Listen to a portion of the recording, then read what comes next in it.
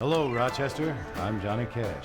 And I'm Jerry Lee Lewis from the cast of $1 Million Quartet. Our tour will be coming to the Auditorium Theater, so come out and join us for a rockin' good time. What do you have to say about that, Elvis?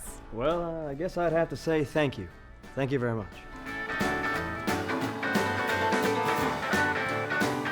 $1 Million Quartet is essentially a staged recreation of an actual event. At Sun Studios, December 4th, 1956, and what was a glorified jam session has become a story where you get to take a very intimate look into not only the lives of these four legends, but the beginning of rock and roll music and the man who gave this to the world, Sam Phillips.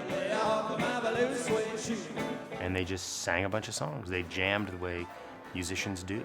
The show kind of goes off into everyone's individual story, and you get to know a little bit about where they came from, the road that took them to Sun Records and brought them together, and then a little bit about where they're going in the future.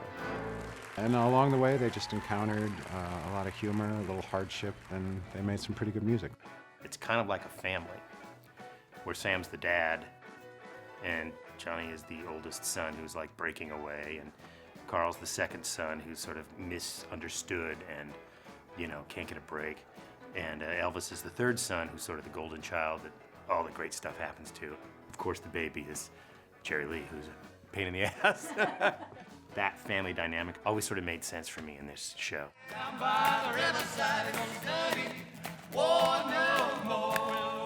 Because they're not even your standard musical theater audience members that are just so thoroughly entertained, and they walk away going, oh my gosh, that was so amazing. All over the United States, that interest is still there, and it's going to be very exciting. There's not very many shows like this that appeals to all walks of life and ages. And by the end of the night, they're all on their feet, they're all clapping, some of them are dancing in the aisles, twisting, shaking, and having a great time. This show is kind of designed for that. It's not really designed for people to sit there with their hands folded in their laps. It's very raw, and it's very intimate, and you really get to see a really different side to each one of these people. I think this story is a story that will speak to you and encourage you and inspire you all at the same time.